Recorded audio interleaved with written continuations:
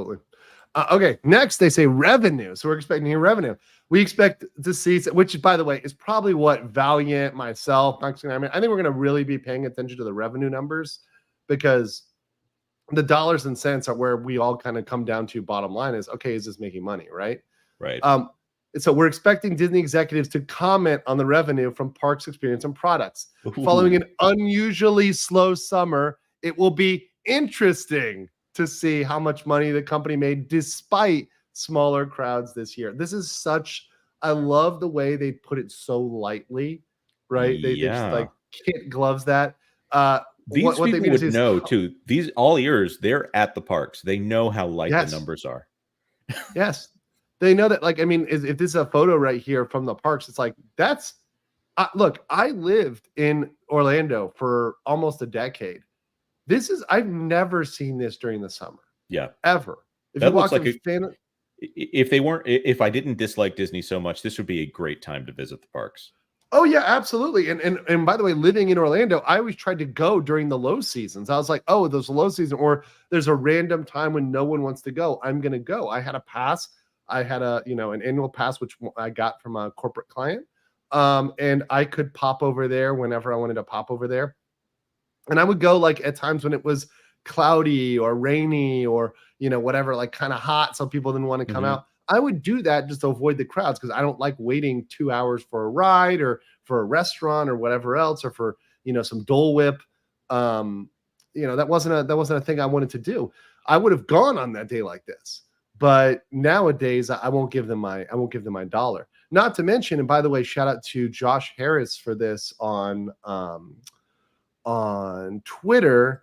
But I wanted to show this one, the prices. Like if you look at the inflation of prices, this is a great graph, and I give him full credit for this graph here that I'm going to show you guys. But this graph, just to me, is so shocking about the inflation in the prices, right? So this is from starting in, and I'll move us over here on the side.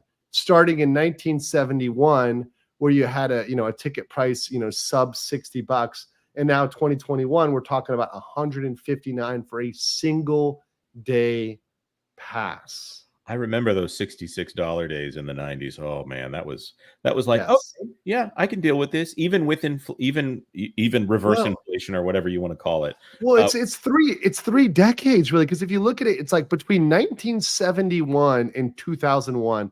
That this is okay, we're fluctuating inwards between the 50s even down to 35 in the 1980s when we had some inflationary issues there. But to $73, right? So that was kind of like a predictable range. But then you see in the 2000s just this spike in this doubling of the price, right? It's like a Bitcoin halvening here, where you've got it all the way up here to 159. And frankly, in my opinion, Jonas, there's no end in sight. I think this is going up. I agree, and we can blame Bob Chapek a little bit for this, because he was running a cruel social experiment to see what the price elasticity of the of a Disney park experience was. Right. I think Pro said that if you wanted to send 4 people to the park right now, you're easily paying $1,000 to get them in the park, as opposed to 1991, where it would have cost less than $200. Another graph from Harris. I don't know exactly. By the way, just to show you guys, so the green line is the inflation rate. So for people wondering about like, oh, it's just keeping up with inflation. No, if they'd kept up with inflation, they would have kept it at this rate, right? Shoot. So it's not inflation only. The other thing that Harris did, which was absolutely fantastic, he's got a video with Pro that, if it hasn't come out, it should be coming out soon, that compares the amount of entertainment in the parks has decreased by a factor of like half. So there's less things you have less things that you can do in the park, and they cost 3 or 4 times as much as they did in the 90s. Exactly. And that's the whole thing. It's like you can do less and pay more, like, and the rides you're going on are just, frankly, in most cases, they're lower quality. There's lower quality rides than the rides you used to have back in the day. Man, I remember. Do you remember 2000 Leagues Under the Sea? Were you ever able to go on that ride? I was never able to go on it, but I've seen about as much footage of it as you can without actually having been on it. A fun one when I was a kid. Yeah.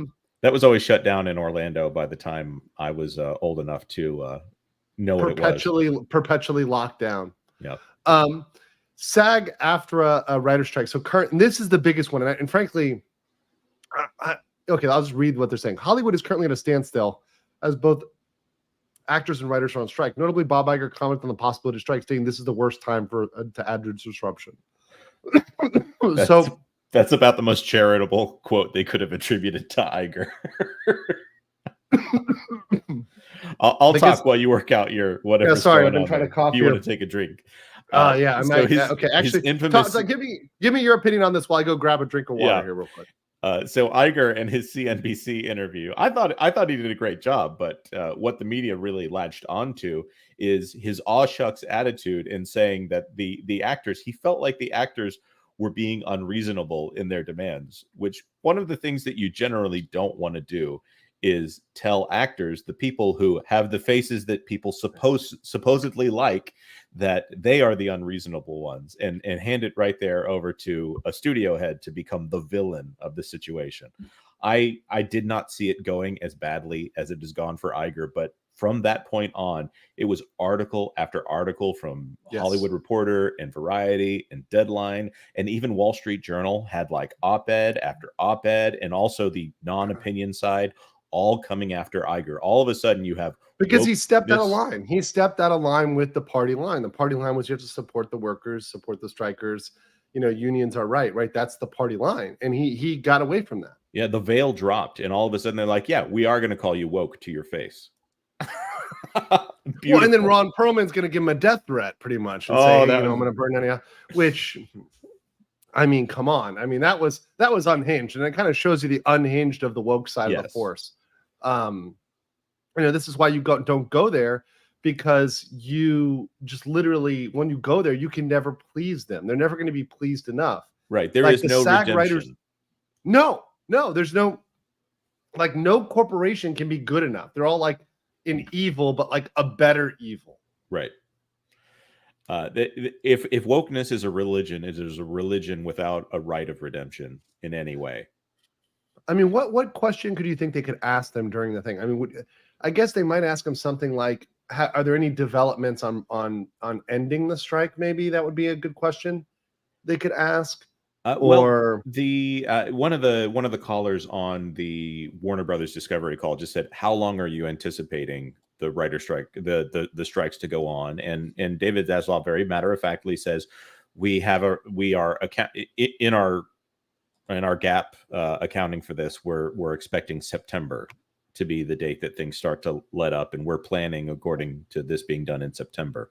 I don't think it's really being done in September, and that they probably are going to enact some rings of defense on that soon. That being said, it's not so bad for the Walt Disney Company right now to have a nice quiet period where they cannot make anything and to have none of their actors able to comment on what's about to come out.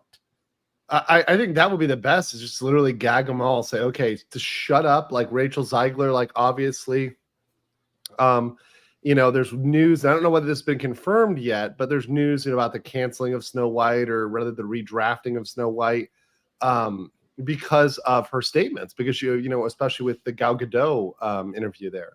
Yeah. So I don't see that one getting canceled, but stranger things have happened.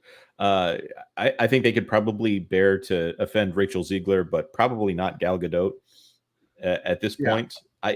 That one is, you know, I mentioned that to Valiant, like, what if they did cancel it? What if they put it on Disney Plus? And he mentioned all of these things that would be working against them, like Bob Chapek putting Black Widow on Disney Plus during the COVID pandemic showed how much trouble you get into, even under the most favorable circumstances for that, and they still had to send some massive payment to Scarlett Johansson to make it go away, and then assure people that she sued them. Did she not? Yeah, I mean, she did, and they settled for something. They settled. I'm thinking it's probably something in the 7 or 8 figure range.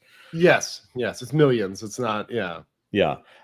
But I don't think they're going to try that again with a Disney live action remake. The only Disney live action remake that's been straight to Disney Plus was the very creepy Lady and the Tramp. Well, hold on though. They may have, because I don't know, and of course I'm not privy to it, but they may have rewritten their contracts to kind of factor for that after they went through the Black Widow thing.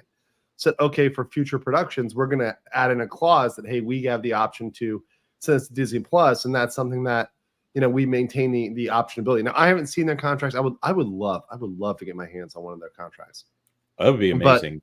But that would be fantastic if I could do that. But I could see the lawyers thinking that, because that's how lawyers think. That's how we think. You know, as corporate counsel, I was in-house counsel. After we fuck up, we try not to have another fuck up. Right. You want to have clear language for what happens in the case of something going south again. Yes, exactly. Let me get some super chats. Douglas Fun says, I enjoy signing MLD channel. MLD look a manlet next to you. Most people look like a manlet next to me. Douglas Fun. Appreciate that. Andrew is 7 feet tall. 6'6", 2 meters is pretty big almost. Oh yeah. Troy Neenan says, gee, BlackRock is proposing purposely pushing the woke Disney, destroying the stock price with the agenda, and BlackRock is a potential buyer. Interesting, huh? It's funny how that works out. Yeah, I don't know. Larry Fink, I think, is nuts, and he really likes the current American administration, and he's big in. I think he genuinely believes he is doing something good in the world. It's also very self-serving to him. That being said, I think that BlackRock is larger than Apple as far as how much they control. Not the size of the literal company itself, but the assets that they manage are larger than Apple at the moment, if I'm not mistaken. Sure, yeah. And by the way, it's actually a good comment here from comment that Disney Cruise Lines actually made about 1.6 billion. Mm-hmm. Yeah, and guess who helped get those unblocked? Who helped cruise lines actually sail? That is Ron DeSantis, the governor of Florida. So, you know, once again, people don't think back of who's doing the work to actually help Disney make money, right? Which states are actually remaining open for business, right? That's Florida, right? Not over there, Gavin, in California.